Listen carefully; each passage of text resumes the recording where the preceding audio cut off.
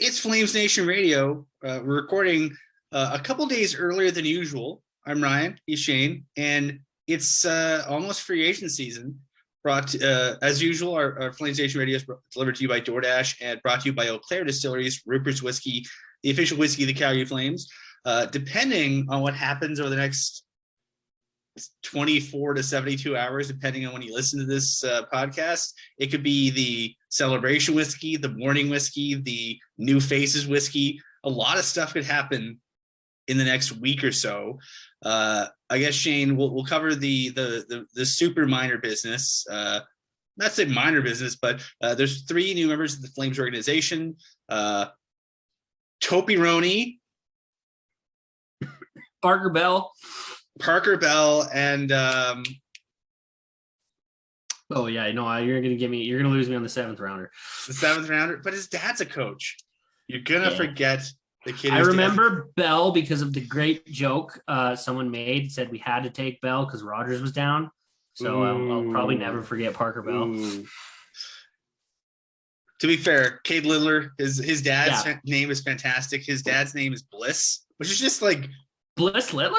Bliss Littler, who was he was the head coach of the Wenatchee Wild for a while before he became the GM, and so Cade Littler is coach's son.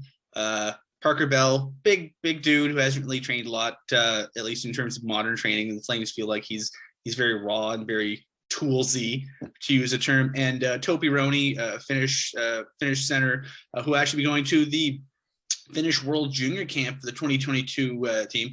Finland is basically putting 2 teams into their camp and basically picking the best 20-some guys out of the 2 teams, which is kind of a cool way of doing it. I mean, put them head-to-head, see what happens. So, yeah, 20 years ago, did they even have enough guys to fill 2 camps? Like not that high level. So, I mean, if you have the guys to do it, you might as well. So that's a bit of news. 3 new members of the Flames organization. Couple guys, really one player who isn't part of the Flames organization anymore. So for the restricted free agents, 2 of them had already signed in Europe. Johannes Schinval, who was not qualified by the Flames on Monday, and Eetu Tulola, who was. Johannes Schinval was, all due respect to him, a very, very forgettable American League player, good in the power play, not particularly good at 5-on-5. So I think the Flames probably saw the tea leaves and went, is there much of a value in his NHL rights? I think they concluded no. With Eetu Tulola was basically a little bit under a half a point per game AHLer. He was trending in a decent direction, but I mean, he played 3 years and I think he wanted to go home, so he's going home. But the Flames keep his rights for at least another year. And then Tyler Parsons, who had played 1 game over the last 2 seasons, due to he had. Since Tyler Parsons was a 2016 second-round pick, he was actually drafted a few picks before Dylan Dubé, if I remember correctly, in the same round. And so, yeah, Parsons, he was very good in his draft year, considered one of the up-and-coming goaltenders in the U.S. development system, played with Matthew Tkachuk with the London Knights, won a Memorial Cup, and he was very, very good that year. They won the OHL championship. My buddy Derek Newmeyer and I actually drove up to Red Deer to watch that Memorial Cup that year to see a game, to see the London Knights play, because both of us wanted to see Matthew Tkachuk. We were both very impressed by Tkachuk. That was a powerhouse team. Marner, Dvorak, Tkachuk, great junior player. Yeah, so I mean, very good team, and we were really impressed by Tyler Parsons, and Tyler Parsons was a very highly rated goaltender in his draft class. He was drafted, and sometimes guys just have bad luck. John Gillies, for example, was a highly touted goaltender when the Flames drafted him in 2012, and he had hip issues and this, that, and the other thing issues. And thankfully, it seems like John Gillies put those issues behind him and worked things out, and he's pushing for NHL duties, and at the very least, I think John Gillis would be able to carve out a decent pro career for himself. Unfortunately for Tyler Parsons, his first year, he had I forget the nature of his injury, but the London Knights carry 3 goalies in his draft plus 1 year because they just wanted to limit the wear and tear in practice and from playing too many games. He only played 39 games in his draft plus 1 season. Then he went pro. He turned pro in 2018. 2017, 18, because he played one post-draft year. But the challenge is he's never had a full non-injury related pro year. And so, he played 0 games this year. He had concussion issues over his career. He had ankle issues. He had shoulder issues. He had knee issues, I believe. So, goaltending is a very tough position to project, and goaltending is a very tough position on the body. And, I know there was a lot of tittering and tattering about Tyler Parsons' medical choices in relation to the vaccine and him not coming to Flames camp last year. His choices are his choices. I'm not going to begrudge anyone their medical choices in a very unprecedented situation. We don't have to get into that, but it's just kind of a shame that, a guy who has so much promise is seen to have been derailed by just some horrendous injury luck. I mean, I saw some people on social media going, "Oh, Parsons didn't play this year because of the vaccine." I don't know that he didn't, but I was told very explicitly, recurrent. I asked multiple people multiple times, and I was told by various people, flare up of recurring injuries. I don't know the nature of those injuries because, quite honestly, it doesn't really matter. He's gone. He's entitled to his privacy, medical and otherwise, and hopefully he's able to sort of have a career if he wants to have one, because promise like that doesn't go away, and hopefully at the very least, hopefully he gets to enjoy life, because I mean a lot of injuries that goalies can have really hurt their enjoyment of day-to-day life. So it's the end of the Tyler Parsons era in the Flames organization after 6 years. And speaking of eras possibly ending, let's talk about the elephant in the room. So we're recording this on Monday nights. It is, let me just check my clock. It is 9 p.m. Mountain Time on Monday night. 25 hours from now, about 10 o'clock Mountain Time on Tuesday night, the Flames lose the ability to give Johnny Gaudreau 8 years. And so you can make an argument that, if the idea is the Flames, their negotiation edge is throwing a crap ton of money at Johnny Gaudreau, then their negotiation leverage becomes highly, highly eroded by this time, by 25 hours from now. It'll be less than 25 hours from now when you listen to this, but it's been an interesting road. I mean, here's as of this time of recording, here's what I know. They're talking. My thought process is this: if Johnny Gaudreau definitely wanted to leave, he would have left. He would have just, you'd either wouldn't be. Let's do it this way, folks. We've all been on dates that didn't go particularly well, and if there's not going to be a second date, you don't, text for like 3 weeks and be like, make small talk and then go, no, actually, I don't want to go on a second date. You either ghost them or you don't say, you just send a note saying, I'm not really feeling it. Don't ghost people, folks. It's mean. But those are the two. If there's not going to be if you don't want to see the person again, you either tell them or you disappear. Those are the two things. And generally speaking, that's what happens with NHL free agency too. I mean, the fact that there's been ongoing dialogue, it's been confirmed by a few places. We've heard, I've heard from a few different sources. It's been, discussed ad nauseum by folks at Daily Faceoff, Sportsnet, wherever. They're talking. So talking means that there's a possibility he might stay. It's a possibility he might not stay, because that's why you talk. If there's no deal, if there was a deal, then there'd be a deal. But, what happened in, Brad Living made he's made this comment before regarding to, when he talks about contract negotiations, specifically salary arbitration, he says, once you have a deadline on it, it speeds things up. Well, there's a deadline coming up. So if you're Johnny Gaudreau and you're the Flames, the deadline's coming up in 25 hours, and they'll make a decision one way or the other within the next 25 hours. And if you're Louis Gross, the job of the agent, and Shane, you and I have talked about this, the job of the agent is to, one, get the player where they want to be, and two, get them where they want to be for the most possible money. Money is not everything. Most of these guys, I mean, I don't think, Johnny Gaudreau's made, I think pre-escrow, his current contract is worth $40.5 million US. Current career earnings, $43.275 million. Yeah, so his ELC plus a $40.5 million contract, taxes and escrow, whatever. Johnny Gaudreau is not in danger of going to the poorhouse anytime soon. Yeah. And when he gets his new contract, regardless of where he goes and how much he makes, he's not going to be in the poorhouse. So I don't think this is fundamentally a financial decision for him. It's not going to be whoever gives me the most money gets me kind of thing. But if he didn't think Calgary wasn't going to be a fit at all, he probably would have just said, yes, I'm not really feeling it, I'm going to market, because that's typically what players do when they're not really feeling it. So I think it's going to be interesting. And if you're Louis Gross, what happened in 2016 is that the Flames had all the leverage. Johnny Gaudreau in 2016 was he was a restricted free agent with less than 3 years experience. He did not get credit for a full season based on that one game he played in the first season. So he had 2 years of pro experience, and so he wasn't eligible for an offer sheet. He couldn't do ARB, he couldn't do offer sheets, he couldn't do anything. So if you're the Flames, you have all the leverage. So I've been told by various people, various places, essentially what happened was the Flames sat down. The analytics department came up with a list of comparables. They sat down, they had a nice chat with Gaudreau's camp, and they said, here's the best deal we think we can give you. It was a deal that gave him the same cap hit at the time as, the best player on the team, Mark Giordano, the team captain.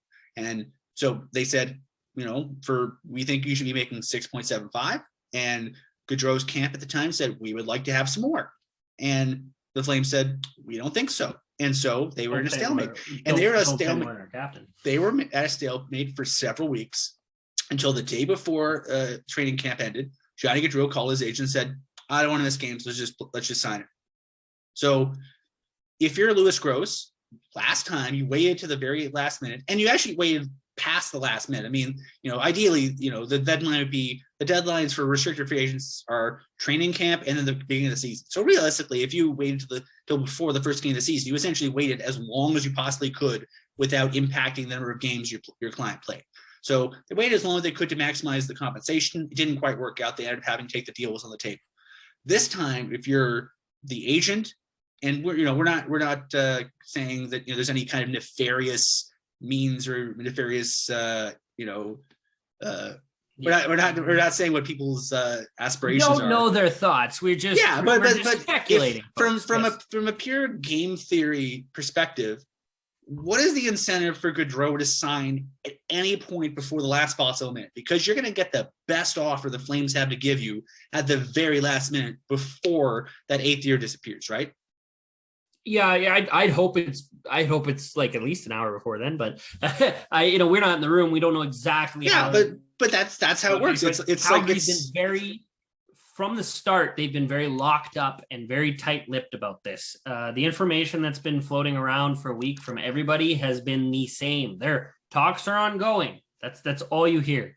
For a while there, you were hearing that the Gaudreau camp hadn't got back to the Flames, but no one would confirm that officially, because I'm quite blunt. I don't think anybody actually knows. Calgary is keeping this close to their vest. Not much is getting leaked. The main insiders are the guys that are getting this info, and even they aren't giving us much. That's Frank, that's Elliot, that's the main guys, and there's not much out there, so we don't know exactly what's happening in terms of numbers, in terms of counter negotiations. That information is not out there. It's not available even to the guys that cover the team every day. So it's not public. We don't know. We just hope. I hope that he comes back, but that's just because he's the best player that they have, and he's also the best player on the market. So there's incentive for him to go to free agency. Let's get into that a bit. I mean, so okay, if you're going to free agency and you need a left shot winger, obviously for the Flames, your first choice is to have Johnny Gaudreau, because he knows your system, he knows your coaches, you know Johnny Gaudreau, and he knows you. And so if you're trying to maximize the window that you have with this group, especially Elias Lindholm's on a deal you can only be calling an absolute robbery. I mean, second in the league in Selke voting last year. I was one of the voters.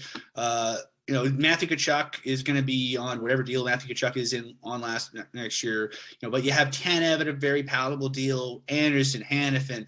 You have a goal.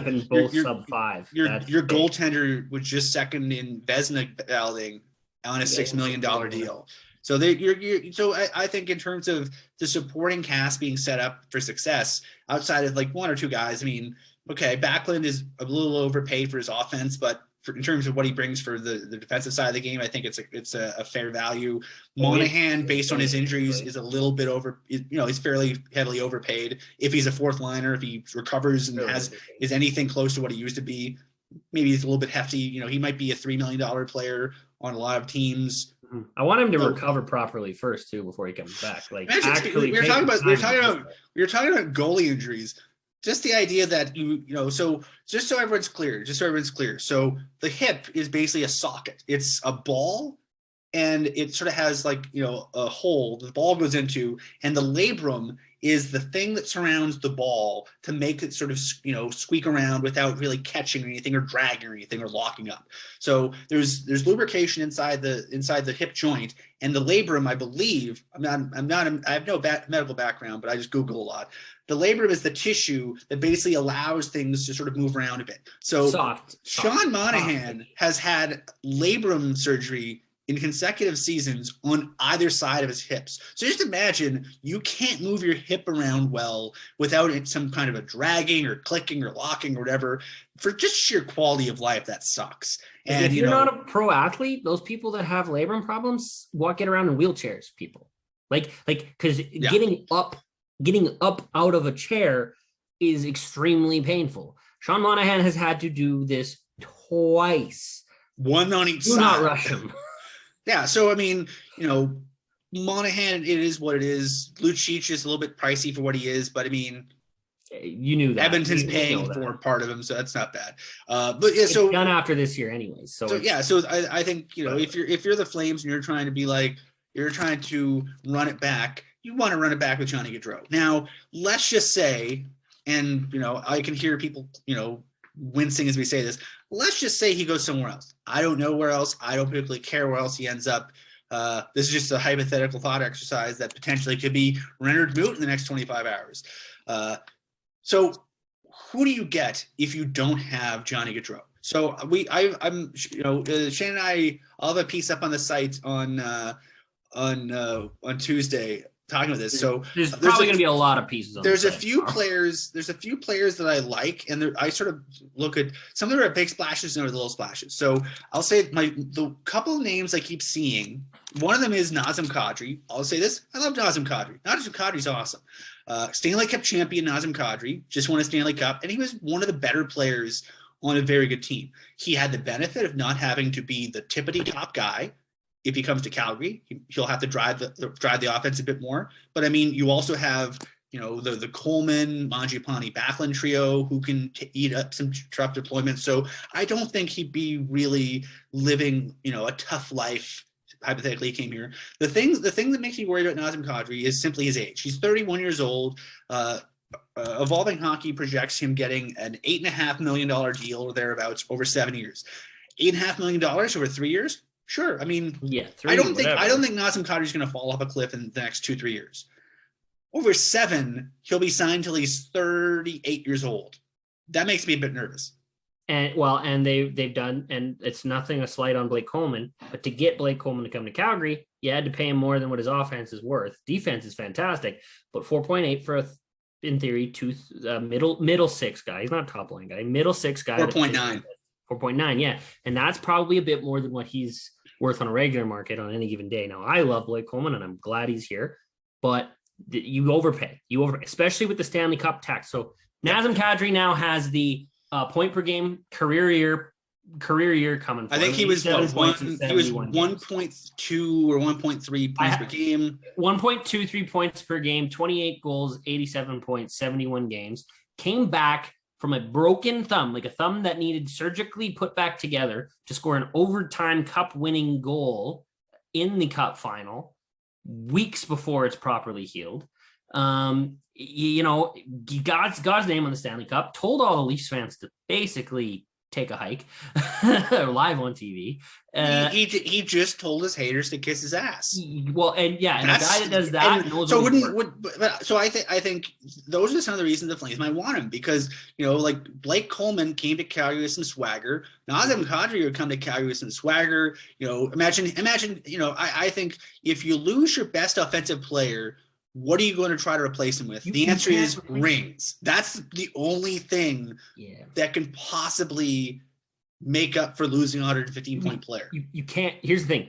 You can't replace Johnny Gaudreau. There's not a single player available by any rumor, by any metric, that can replace Johnny Gaudreau. I think the smart move, if I were the Flames, I'd try to moneyball this shit.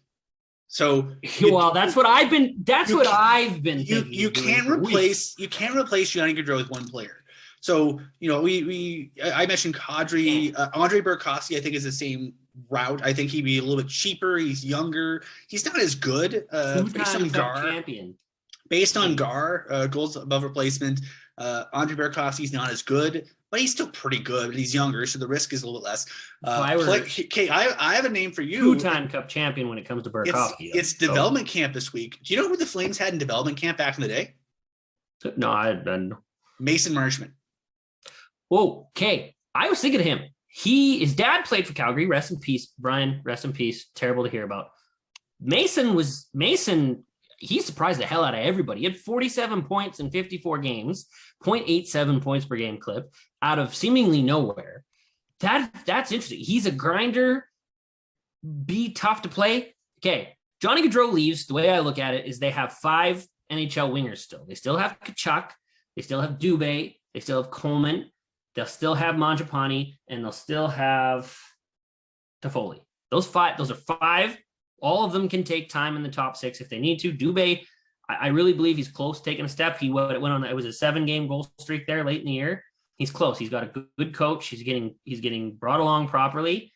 I got a lot of faith in him to take a big step. So that's 5 wingers. That's good. That's without Johnny Gaudreau. So what would you spend the money on, Pike? I'd spend the money on a center. I would spend the money on a second-line offensively driven center. You've got 2 elite defensive centers in Elias Lindholm and Michael Backlund. It'd be nice to have one that could drive offense. I think you need to. So for the who are your top 6 wingers then? Top 6 wingers, probably Toffoli, Coleman, because you keep Mangiapane and Coleman as a pair, and whether Backlund's playing in the middle or a new guy. And then you'd have Tkachuk, Toffoli on the top line with Lindholm. They experimented with Toffoli up there early. Now that's not a lot of foot. I'll say this. Not a lot of foot. I'll say 2 things. One, I need to see more out of Toffoli in camp, because I think, I'll say this. I think this is not me meaning to disparage Tyler Toffolier's fitness. Tyler Toffoli was Montreal fit. He was LA fit. He was Vancouver fit. No one had boo to say about his fitness than anywhere else. Calgary is the second highest elevation in the NHL. The air is thinner, and the fit people who are in shape, not Shane and I, but people who are in shape, get their asses kicked by the elevation here. It's worse in Denver, because Denver is literally a mile high. Calgary is like 2/3 of a mile high. It's significant, but it's not Denver. But the elevation and playing a Sutter pace, I can imagine if you're coming from a place that was sea level, which pretty much all 3 places that he played previously were, and playing for someone who's not as nuts about pace and fitness as Sutter, I can imagine maybe it could have impacted Toffoli's effectiveness. It did to a lot of players in the previous season, so I can see that happening. So I'd like to see what happens with Toffoli before I hand him a top line role. But also the other thing I want to say is, I think you need 3 lines. You need 3 lines for Sutter's system. So you do. I think you could probably spend your money on, like, say, okay, let's just say they had $9.5 million allocated, earmarked for the Johnny Gaudreau contract. Well, that's their opener, but yeah. So $9.5 million. So you spend half on Mason Marchment, maybe less than half on Mason Marchment. I don't think he's going. And then you go out and spend $5 million on the center. So you could go Marchment. I prefer a right shot winger. You got enough left shots. It would be primarily, it's easier to get off the wall. You've got Toffoli as a right shot winger. But then you need to play the right shot tax. You need, well, yeah, and you do, but there's some decent ones out. Like there's some decent ones out there that could play a 3rd line role. It just depends what they want, right? Like I'm more focused on the center. I want someone that can play either 2C or 3C. Don't care if they're, depending on the night, given what role they're given. I'm looking at guys like Vincent Trocheck. I'm looking at guys like Andrew Kopp. Now, they would cost a bit more than maybe $5 million, right? Which means you've got to settle for a lesser winger. But the play is driven through the middle. The play, Sutter's been very adamant about how the importance of a centerman. And those two guys have a defensive acumen to them that not a lot do, that can also chip in on offense. It just, they're the new age Flames type of players. They are. They work hard. They go into the corners if they need to, and they never quit. And they've been, over the last 2 seasons, both have produced at a above average clip, above half a point per game. So Andrew Kopp specifically has had a fantastic year. He just went to the third round of the playoffs. Trocheck's been in the third round of the playoffs. He's had multiple seasons where he scored 20 goals. 70 points is his career high way back with Florida. He's more of a 20-goal, 50-point guy nowadays. I like those guys. I would rather, if you lose Johnny Gaudreau, I would rather spend money on them and guys that can also play on the other side of the puck and have a more well-rounded team. And then you could fill in with a third line right winger, or they need to fill in their defense too. Like they're losing Nikita Zadorov. He's gone. You need to find a third pair left D as well. Like that is very important. I think they have one. His name is Connor Mackey. Maybe Valimaki. Based on what happened in the playoffs, would you be comfortable with 2 rookie D going into the season? You're not going to have 2 rookie D. You're going to go out and get somebody on the right side. And if Johnny Gaudreau walks and you have that money, I think the first thing you do is you try to replace him in the aggregate with a Trocheck, with a Mason Marchment, but you also go out and throw that money at Eric Branson and say, what will it take to keep you here?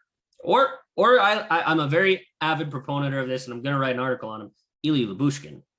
He is a super, really good right shot defensive defenseman. He's young. He's not super valued around the league, and you might be able to get him for multiple years at a cheaper price. So I'll say this. I'm not going to describe the Flames as risk averse, but they found something that worked really well last year, and I can see them. I'm not opposed to that. Like let's this way. You know why the Flames are paying Michael Backlund $5.35 million a year? Because they sat down and thought, okay, you can just live with what Michael Backlund is and isn't, and pay him to stick around, or you can see him walk away and then try to replace him with guys you don't know. The Flames are very much a proponent of the devil from time to time, and they've done that with a lot of different positions. And I think I think all things being equal, if they had the money to throw at him, they'd go up to Eric Branson and say, what'll it take? And honestly, maybe it's throw an extra $1 million at him. That he's making what we made 195. If you come in around 3, I think you probably get him. For a fifth defenseman, for the guy that he kills penalties, but he's your fifth defenseman. You've got to allocate the cap space to the roles properly, and if he's gonna price himself out, then he's gonna price himself out. Like I would love to have him back. I would love. He filled a good role. But if he was going to go and ask himself, he doesn't have a great track record history still outside Calgary. The signing, when the words were happening when he signed in Calgary, everyone was questioning it based on his history. He proved everyone wrong. He did. But he's also, he's a guy that's bounced around a lot. If you're going to offer him extra years, if I were a GM, I would hope he would take a discount in terms of security. You hope. You don't assume. A discount versus last year, or a discount versus the market? Because the market's for him is about 3. The market for him is about 3, but for a guy that hasn't had a steady home, he's bounced around all the time. He finally found a role where he was successful and had a really good year, and everyone's saying positive things about him for the first time in a long, long time. He's been a suitcase the last few years, and I think he'd love not to be. You throw 2 or 3 years at him, I think that AAV comes down. It should come down. If I was an agent and someone was going to be like, Eric, we'll give you 2 years. Do you want to do it for 2.5? That's fine. I'd do that. I think evolving hockey has him his most common contract is 3x3 or 3 by close to 3. 2 years is, I think they have him at 2.8. And so you shave it down a little bit. That's pretty palatable for a guy who plays as much as he does. I think people could live with that. If you can shave $300 here, $200,000 on any contract, you do it, especially if the player's willing to do it. And I liked what he did. If he does, and like I said, if he goes, I would love for them. And it depends on what they've scouted and the players they're Like they've got their own players targeted in their room there. They know what they're not naive. They have a plan for if Johnny leaves. They have it laid out. They have what they want to do, but they only have so many guys that can talk to so many agents at one time. In theory, they're not talking to anybody right now. Wink, wink, nudge, nudge.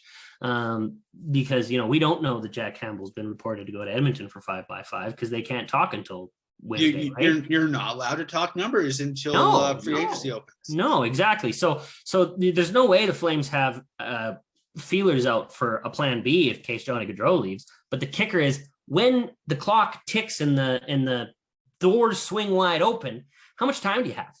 And how long do you wait on Johnny? The key is doing a lot of text very quickly. That's the key. But how long are you going to sit there and wait while the market's open and players that you like or possibly covet go? I think you probably know by that morning. You bet. You would hope that with all the history, Brad has the players have said great things about Brad and he's always been good to them. You'd think they would have the courtesy to at least tell him where exactly they're at before that happens, so he can operate properly and do things right by his. Okay. Here's how do you feel about Stromes? Because there's two available and one's a left shot, one's a right shot. Well, you know which one I want is the right shot one. The left shot one has had a lot of history, and in terms, I did a real good look on him mid-season because fans were asking about him with all the scratches and trade rumors, and he can provide offense, but his defensive metrics are not good. And when you watch him, he doesn't really hustle back. So, and I think it'd be hard to drill that in. You get 25. With Ryan Strome, you get some flexibility. He's played high in the rotation. He's played special teams. And he's a guy who can he can play up the middle. He can play on the wing. Like I think that the trend that I really like that they've been doing since Jeff Ward left is, Brad and Daryl working to get flexibility in the lineup, like guys that can do different things in different situations. That's why I picked Kopp out, because you want a guy that can kill penalties and do power play PP2 time. Like that's Andrew Kopp. Like that seemed, and the type of player he is and the type of working player and style of play he plays, he screams perfect. Like he screams Daryl Sutter. I wouldn't mind Meter Ryder. I'd be nervous about the term because he's never been a top line producer, and you might need to pay a bit extra to get him. But he's good. He's another lefty. He can play either side. He can play a lot of different situations for you, which I think is valuable. I mean, Gaudreau only plays PP, so he doesn't do special teams as much as some of the other guys. So I think you could gain some flexibility by getting one or two guys that could play on other side special teams, especially if the idea is that your most important 5-on-5 players probably are Backlund and Lindholm in terms of executing the system, executing the how you want the team to play. And so you probably don't want, like, you're going to have Lindholm probably playing PP1 until the cows come home. You'd love to have Backlund and or Lindholm playing less PK if you can, right? Well, ideally you'd like to be able to aid them with someone, because like with anyone, they like to have their three pairs, right? And that one pair, the follow-up pair, is two wingers. They don't send out a center with the follow-up pair.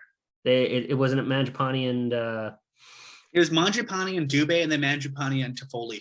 Yeah, depending, but they didn't go out when there was faceoffs. When it was faceoffs, it was Backlund, Lindholm, or it was Lewis. Yeah, Lewis Coleman was the second pair. Lewis and Coleman. So those were the face-off pairs. But when someone changes mid-shift, it's Mange and whoever he's with. So having another center that could even split them up and allow to have a center on each penalty kill line would be great. And Kopp's the kind of guy that can do that. Kopp plays that defensive acumen style of game and has done it steadily in a point that's seen his point totals increase year after year, because he's got the defensive game down. Let's work on, accenting that with offense, and then you get a better paycheck. And he cost the Rangers their first round pick. Now it ended up being in the Final Four because they made the Final Four in the playoffs. But I mean, I like him. Another guy that gives me Toffoli-like vibes is Riley Smith from Vegas. The rumor is that he's already signed. They just haven't filed the contract yet. That's Vegas has so much cap stuff going on. I wouldn't doubt that that's happening. Andre Blatt's going to get paid, so I would like to avoid that. He's good, but is he gonna be offensively worth what he's gonna cost? Here's the thing for you. He's two-time Stanley Cup tax, right? I mentioned Mason Marchment as a guy the Flames had in Dev Camp. Frankfurt Toronto is another guy the Flames had, and the Flames have long memories. Frankfurt Toronto, I could see. I don't think he's going to be a guy that gets top dollar, and I think there's some value there. But I think, I think they have a bunch of guys. Okay, you're just going off book a bit. So we think depending on what happens, maybe they get Branson back. You think Trevor Lewis comes back? I think Trevor Lewis is. I don't think Trevor Lewis is going to play anywhere else in his career. I think he's going to end in Calgary here. He's 35, isn't he? 35, 36? Yeah, I think 35-ish. You've got your fourth line. You've got Lucic right now. So you're scheduling on your fourth line. You could bring back Lewis. You could bring back Richie. Either of them will come in probably at league min. So you're not really worried about those deals. I don't see the point in bringing back. You might as well put in Walker Door. Well, save a bit of money. Because they like Ruzicka, but they don't really have a spot for him, and they want him up the middle too. Like it seems like they seemingly don't. I'd be depending on how you want to do it. I'd be okay with having Ruzicka as the fourth line center, maybe third line center, with someone like Lewis and someone like Lucic, because they were pretty good as a group during the regular season when they played together. They had about 15 games together. Ruzicka is the perfect injury replacement right now. Anyone in the top 9 goes down, you can slot him in the middle, right? Like any of those guys go down, it's time for him to play in the show and be in the show. And if you want to give him some early season reps, it all depends. Last year, before they filled out their roster with free agency, and they didn't really leave holes for any young guys to go. And right at the start of camp, they pretty much sent them all down. Let's play devil's advocate though. Let's play devil's advocate. The team was kind of disjointed and crappy when Daryl got here. So I completely buy the idea of you need to keep the group together for continuity and to teach them stuff. And it worked out well for both the AHL and NHL groups. But this year, I think you have, depending on who comes back in free agency, you have some guys on the AHL side of it who will be pushing. And you have those guys know what it takes now. Like they were told what the expectation was at the start of camp and what shape you need to be in, what you need to be ready for. Now, anyone that's dead serious about trying to be in the NHL, they will come ready because they're the ones that have to show it, not the guys with the big money deals. So that's guys like Pelche, that's Ruzicka, still Matthew Phillips, because he got qualified, and there's definitely a hole. If Johnny leaves, there's definitely a wing hole that he can fill, and you're not going to be too small now if he goes. Okay, let's just fill out the roster in our minds right now. So, assuming everyone's healthy, your 4 centers are what? Lindholm, Backlund, Monahan, and maybe Ruzicka, maybe Lewis, maybe someone else. I would go Lindholm, Backlund, Monahan, Ruzicka, but Monahan might play 4C. And Lewis can play center too. So I mean, he's a guy Lewis predominantly played right side, and then him and Lutz just chose who took the draw, and then they had whoever at the center there. Whether it was never Carpenter. Who was it? The end of the season. No, it was Lewis. It was Lewis because they put Richie on the wing, but then they just flip-flopped. Yeah. But until Monahan went down, it was always a center. Lewis on the right side. If there's no back or no Gaudreau, do you use some of that money on Calle Jarnkrok? Depends. Do you want a second line score? If you go Jarnkrok, fine. You have extra money for a winger. You're never going to replace Johnny, so you need to get the right pieces. Now, do you spend that on defense? You definitely need, in my mind, you definitely need another. Okay, Devils. Let's do this way. It was a team that finished second in the Jennings race. I mean, there's one team that allowed fewer goals than the Flames last year. Yeah. So in theory, you're bringing back the same 2 goalies. You're bringing back 4, at least 4, maybe. Depending on what happens to Branson, 5 of the same 6D that got you to that point. Mm-hmm. I don't think that Mackey will be when Mackey played. Mackey was fine, and Mackey was really good in the playoffs. So I think Mackey, and maybe you have a Stone for 7. Depends what they want. Do they want a guy with size? They like Zadorov, and they like the size. They like how he defended the middle of the ice. He takes so many penalties, and he's so expensive for what he brings offensively. I think that's the challenge. And he doesn't like he kills penalties, but like he was the backup penalty. He was clearly their sixth defenseman. So when he's asking for $4.5 million, like it's fine to let him walk because you're not going to pay your sixth defenseman more than two. He was the guy that played special teams, so you didn't have to use Shillington as much because by the end of the season, I think you could sort of tell Shillington was starting to get fatigued a bit because it was the most hockey Shillington played in like 4 years. Yeah, well, and I'm just iffy on how much they like that. Like, do they want to bump Shillington down to play with Goodbranson and then play someone else with Tanev, like a more proven guy? Well, if they want and Johnny leaves, they could do that. They could go out and spend money on a more proven, and then Shillington's still there, and you got a quality defenseman. I will say this. I mean, okay, do the math here. 26 million. Let's say no Gaudreau. So let's say 10. Let's say 10 for Tkachuk. Okay. Well, at least. Okay. 10, no, right? let's just so we'll 10 for 10, yeah. So we'll do 20. You start with 26. 10 to Tkachuk, you're down to 16. 5 to Mangiapane, you're down to 11. Let's say 2.5 to 3 to Shillington. Let's say 2. Let's be nice and say 2.5. That's as in he's being nice. So 2.5 says what's 11. You're down to 8.5. 8.5. Okay. 8.5. So you're given, let's say another 2.5 to Goodbranson. It's down to 6. Down to 6. Okay. And you still need to fill out. And we're already counting Valimaki on the roster. We're already counting Mackey. Okay. So we have $6 million. And you have 8 forwards. Yeah. That is the issue. And well, here, but then you take Lewis at league min. Because he would come league min, and even if you do that, he's at 800. Let's say he's 800. Let's say 800. Say 800. Okay. Richie's not coming back. Let's say Ruzicka. Let's say Ruzicka. Let's just say between Ruzicka, we're at 6. So Ruzicka and let's say between Ruzicka and our friend Mr. Lewis, that's 1.6. So you're down to 4.4 with 10 forwards. You're getting close, but that makes it tough. It makes it so. How much? What's Kyle Yarncroke going to cost? $2 million? What's Mason Marchment going to cost? 4? He was just getting 2.2. If I were his camp, I'd want. He was at 2. He was at 2 last time. He was at 2. Yeah, but he was a long 6-year deal too. If I were him, I'd want to go short term, bigger dollars, because you just. I don't think they can give him that here though.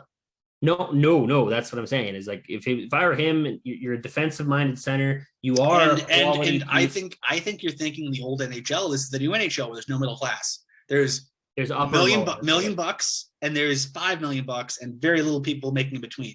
Don't you love capitalism? Anyways, it's gonna be like this till 2025, baby. Yeah, there you go. Because then if you count Valimaki and Goodbranson and Shillington, then you're at 6. Then you're at 60. So you're not. You got the $4 million left. You don't have to go. No, you'd be at 7, man. Yeah, you'd be at 7. You have all your D. You have your goalies. You have 10 forwards. So you need 2 more. So 2 more forwards with 4.4. Yeah, but that's like so. It makes it. Do you hope a rookie makes it? Like, do you hope? So like you're hope. Yeah, so you're basically they have to earn it. So you're saying let's say 2.5 to Yarncroke, $900K for Pelche. Boom, your roster's full. Your money's gone, and you have no cap space for any wiggle.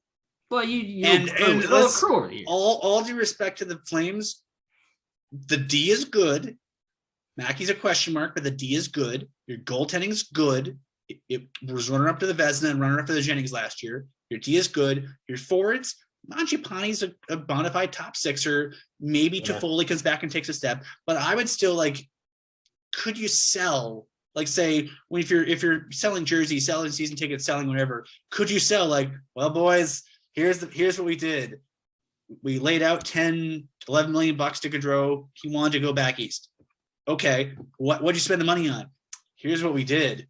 We spent it on Trevor Lewis, and we brought back the 6th defenseman or 7th defenseman or 5th defenseman, and we brought back. You know what I mean? I think that we talked about they're gonna have to figure out some cap stuff. They need to move someone. They need to move someone. They need to move someone. If they want to be competitive, they have too many contracts on the lower half of their roster that cost too much money. Their money allocation is improper, and that's not to be an intentional insult on Sean Monahan because of his injuries, or Milan Lucic because he's slowing down as the age goes on. But one of those two players, if you really want to be competitive, you need to move one of them. You need to. If you don't, you're going to be in a cap crunch, and you're not going to be effectively able to replace Johnny Gaudreau in any capacity. You're never going to be able to replace him, period. But you're not even going to be able to bring anybody in worth a damn to even make a difference. So, Milan Lucic has $1 million. He's got paid his signing bonus for the year.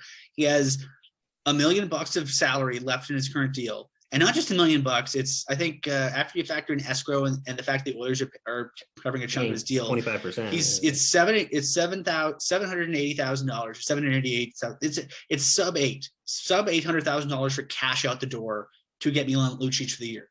If you're the Flames, to get the $5.25 million of cap space, is it worth? And this, I know you're going to cringe as soon as I suggest this. Is it worth shipping him out?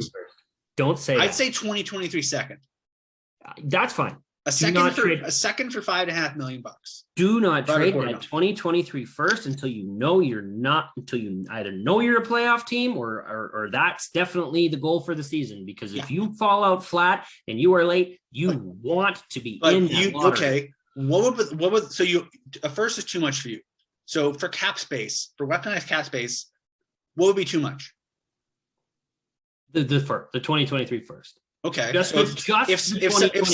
someone says to you, like, let's say, I'm going to, this is me just throwing out hypotheticals. If I'm the Ducks and I say, we'll take Luch for the year, give us your second and your third next year.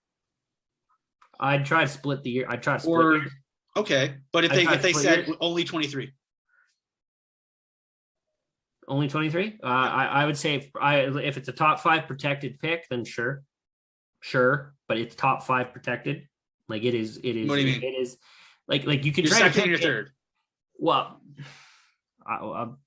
they don't even have their second for 23. I know, or they don't have their third.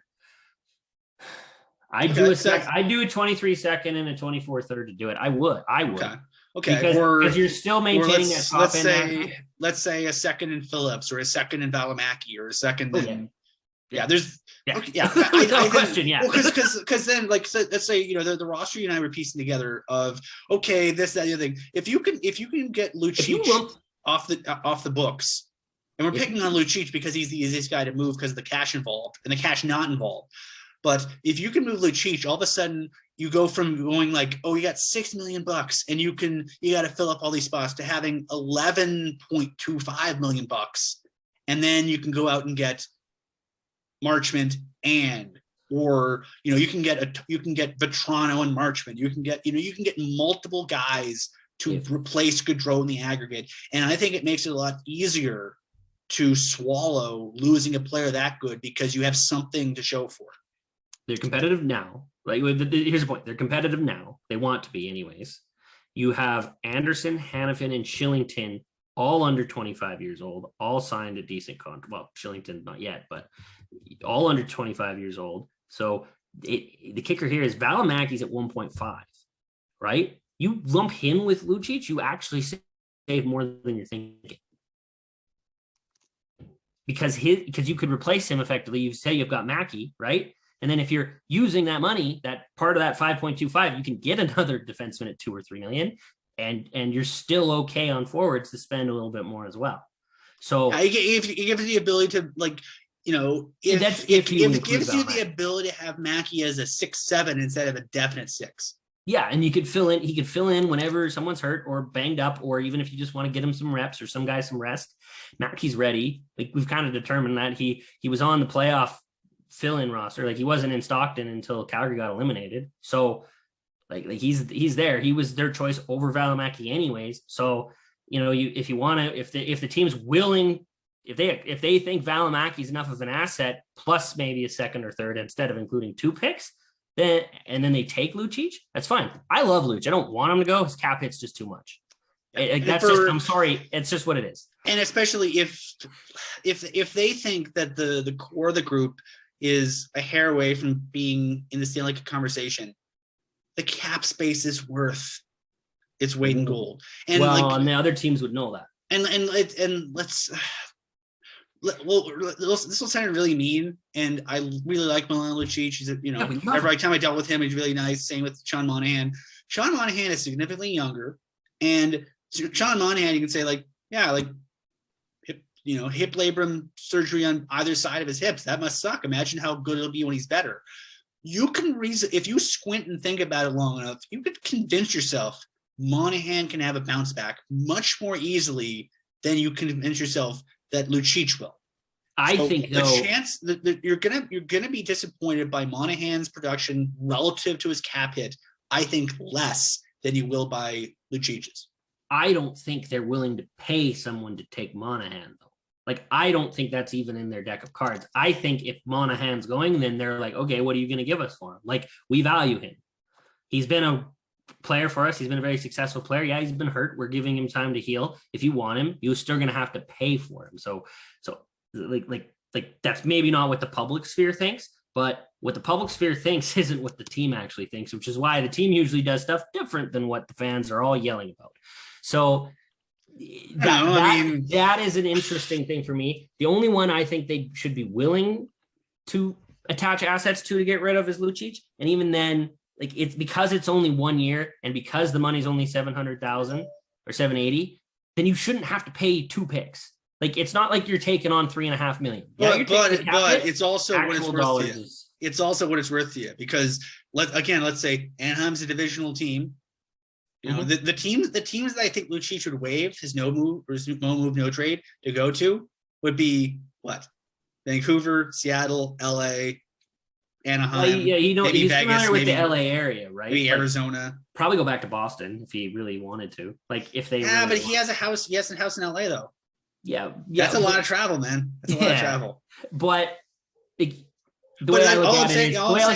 Anaheim as well. Anaheim wants Nick Delaurier back by virtue of rumors. Delaurier is about to have a bidding war for him. The Flames engaged in the year that they ended up getting Tkachuk instead, I believe. They were engaged in really deep talks with Anaheim for Freddie Anderson, because the Ducks were like, we can only afford Freddie Anderson, we can only afford John Gibson, we can't have both. And the Flames had very intensive talks with them, and basically Anaheim was asking more from the Flames than they were from other teams because they're in division and they didn't want to face their guy the whole time. And it's division tax. So I think that's why if I'm Anaheim, especially if I'm Pat Verbeek, new GM, I want to establish myself as someone to be dealt with, someone to be respected. So I'm going to ask for the moon. I respect the hell out of Pat Verbeek, and I don't think Pat Verbeek's ever going to do something that's not like right away. Everything he's done so far has been really smart. He's going to ask for a lot. I just went on a Ducks podcast and talked about all the draft picks, and it was like I have nothing but respect for Pat Verbeek right now. He's doing a lot of nice, good things, and he's building a big, very high skilled talent pool.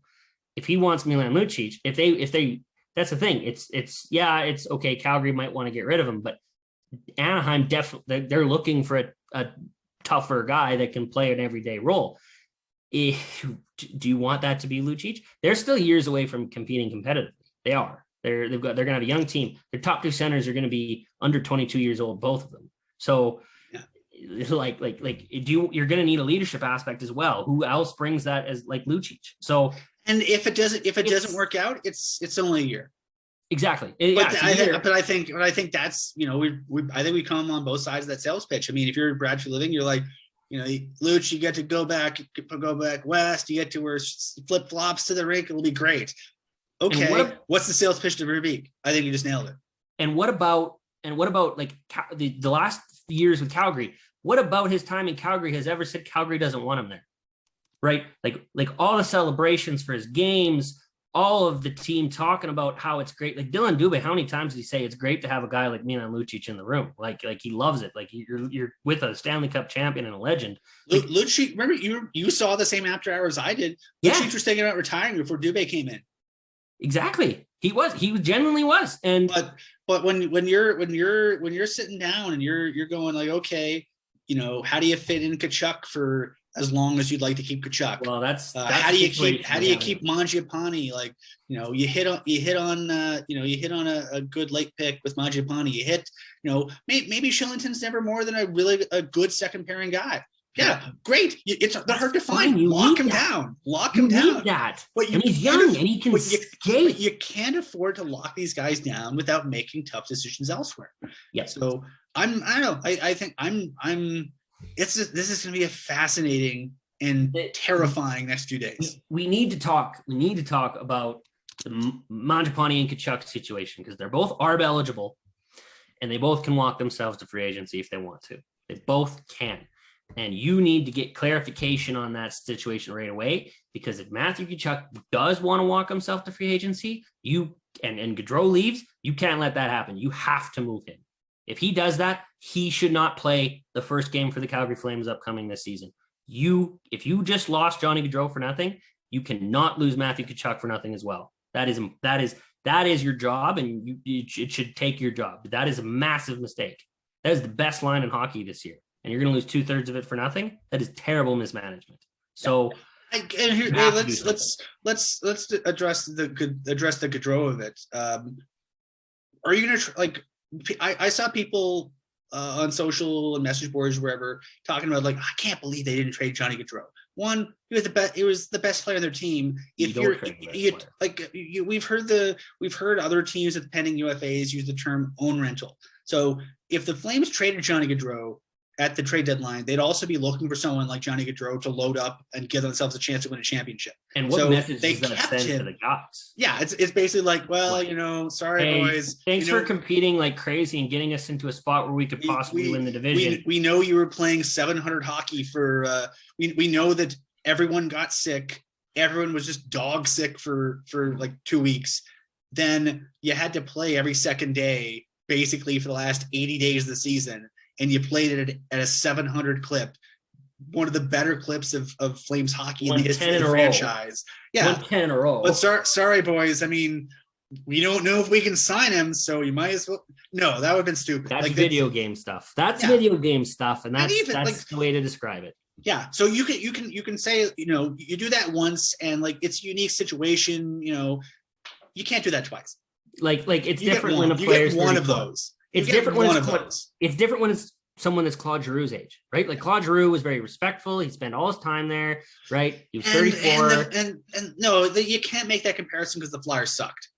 Well, yeah, you're not content, but yeah, the idea of contenders. Well, John Tavares. We'll go back to John Tavares. The Islanders made the playoffs the year. Did they make the playoffs the year? Yeah, they made because he won. He was the one who scored the goal that won them their first round in a long time. So John Tavares made the second round. He's the exact same situation. Made the second round. Finally had a choice to do what he wanted to do, and he left. Yeah. He left. He went where he went home. Yeah, he very avidly. Now we haven't heard anything about Johnny Gaudreau and his preferences, so I can't make that comparison. But in terms of play and timing of the contract, that is his direct comparable. Is the John Tavares situation that or Steven Stamkos? So now you've got two. You got one guy that stayed. You got one guy that went. What's Johnny going to do? We don't know. We are at a perpetual crossroads until if you want to criticize Brad Living for maybe you should have signed him before the season. Yeah, I'm sure he's thinking that too. Yeah, but as soon as the season starts and you're like, well, you're basically locked in until the end of the season. Yeah, because if the Flames sucked, yeah, you would have traded him, but you didn't. And that, well, they got themselves into a bit of a precarious situation. If they don't bring in Sutter, let Ward finish off the year, then Ken Ward. Well, then you're looking at, you don't know who's coming in to coach. Sutter came in, the message was they're going to compete next year, right? That was the message. We are competing. They have never in their life gone direction of a full rebuild, ever. I don't ever see them going to. I don't think ownership has the appetite for a full rebuild where you advertise you're going to be bad. You're going to be bad for a few years, fans. Don't worry about it, though. We're going to get lots of kids. They like the playoffs. They like the playoff revenue. They like pushing for it. It's always been the overseen kind of message. Even the years after Sutter, they stayed trying to get there, finished 9th in the conference, 10th in the conference. Let's just miss. Are we going to get a top pick? No. We're going to pick 4th or 13th to 17th, and that's what we're going to make the best of it. And then they don't make the best of it. And that was years of Flames hockey. Years. You're just twisting the knife for the listeners now. That's why it's but now you're going to lose Johnny Gaudreau. You possibly might lose Johnny Gaudreau for absolutely nothing. And that's why, depending on what he does, you need to treat the Matthew Tkachuk situation independently. Even if Johnny stays and he signs a 1-year deal, he should still go. And same with Mangiapane. If he signs a 1-year deal, he should go. You can't be managing assets for the sake of competing when you're just going to get nothing in return and just go bad anyways. You might as well get something for it before you turn bad. Okay, my big problem with the punt is on Tkachuk and Mangiapane is saying you'll figure it out next year is not a plan. No, it's not. And I think if you want to sell to the fans, to the media, to whoever that when the Flames brought in Daryl Sutter, it basically screamed, here's the plan. And when they brought in all the Suttery players over the offseason, you could squint and go, okay, yeah, I can kind of see what they're doing here. Okay.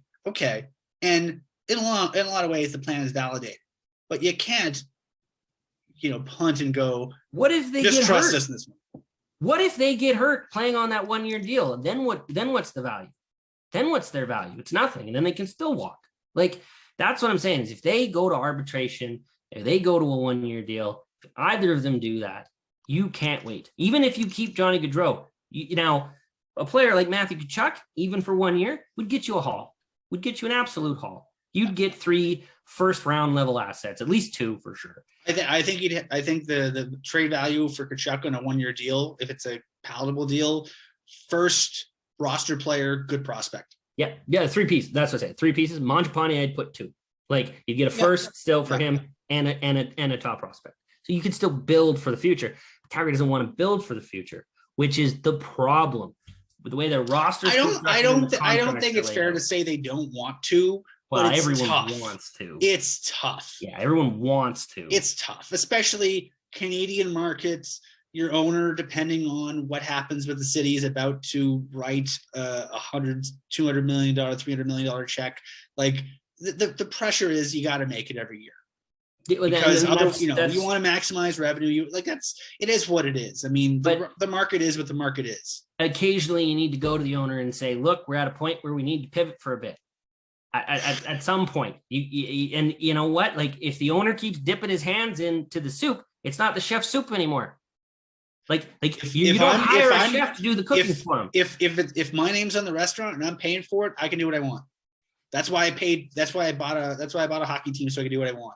Yeah. I don't like it, but I can understand it. Because if I was in the shoes, I wouldn't want to be arm's length away too. I'd be kind of look over the shoulder, being like, "What are you doing over there?" So I mean, I get it. I don't think it's the best way to do it, but I get it.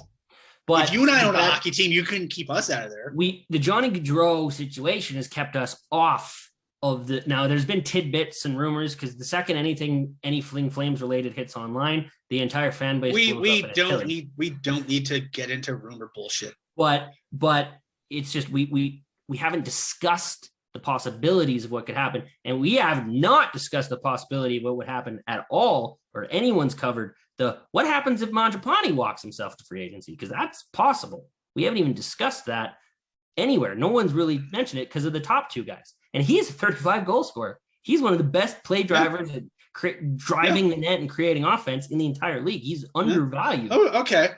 And honestly, that's why I kind of like the idea of doing a Marchment-y kind of asset, because it gives you insurance in case Mangiapane decides he wants to go somewhere else in a year. And it gives you the ability to have another guy pushing him. Because if you're anyone on the left side, if you're any left shot forward in the Flames organization, as long as 13's there, your development's capped, because you're not going to be the top guy. So the nice thing is, if 13 leaves, you got 115 points you got to replace, you got 40 goals you got to replace. It sucks. But from a team building perspective, you have an open roster spot and you have some carrots you can dang. And I think that's a lot of value. I don't think it's nearly as valuable as having the player. Do you know how much Marchment's asking for? Because I'm going to be blunt too. I don't know. He's had one. I haven't asked him this week. That's fair. But the thing about Marchment that scares me is he's had one year, one outstanding year on the highest scoring Florida team. I think they outscored teams from the 80s. So I'm wary of it.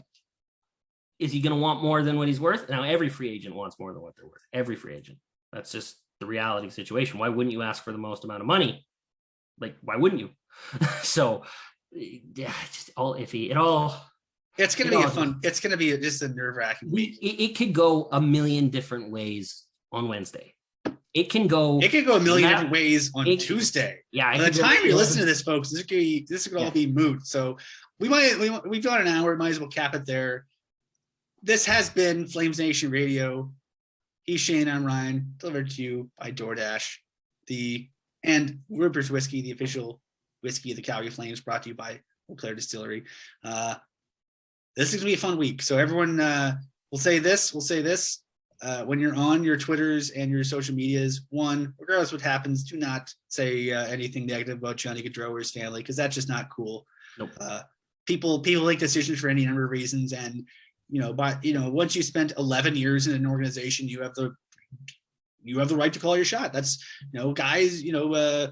Most players, they get drafted when they're 18. They can become an unrestricted free agent when they're 27, 28. So that you're looking at like 8 or 9 years for most guys, because Gaudreau, he got drafted at 17 and he's turning 29 in August. He's put the better time at, almost 12 years in the Flames organization, over 11 years in the organization. So, they've earned the right to call their shots, and they've earned the right not to be judged too harshly one way or the other. I mean, I'm sure if he resigns here, people in Philly, New Jersey, Long Island will be kind of making frowny faces too. So, I mean, it is what it is. The other thing is beware of the sources you're looking at, especially on Twitter. Watch out for Boob McKenzie and Elie Labushkin. The fourth period with the 0-0. The fourth period, and Darlene Dreger, Look for the blue check marks, folks. The blue check marks. Look for the check marks, and before you retweet anything, one, make sure it's from this year. Yeah. Because we don't want to see that 2016 Gaudreau thing back in our timelines again. That's just mean. And two, click on the source just to make sure it's from this year and it's from the right person before you freak everyone out. Because be considerate. We'll all try to be considerate of ourselves and others, but be considerate in your thing, and try to hydrate. Mix in a water every now and then. It's in Calgary where we are. I'm in Calgary. He's in Lethbridge. It's friggin' hot out. It's like 28, 29, 30 degrees. So it's going to be hard enough to sweat our way through the week, regardless of how free agency goes. So remember to hydrate, eat some vegetables, call your parents, not just about them for money, but if you're in Calgary, might as well. Put on a cowboy hat, get some shade in. That'll do it for this week. We'll be back probably at a regular Wednesday recording, Thursday posting next week. To pick up the pieces, unless something really important happens, then we reserve the right to do an emergency podcast to discuss whatever the Flames look like. If they randomly sign Evgeny Malkin, then we'll probably talk about it out of nowhere.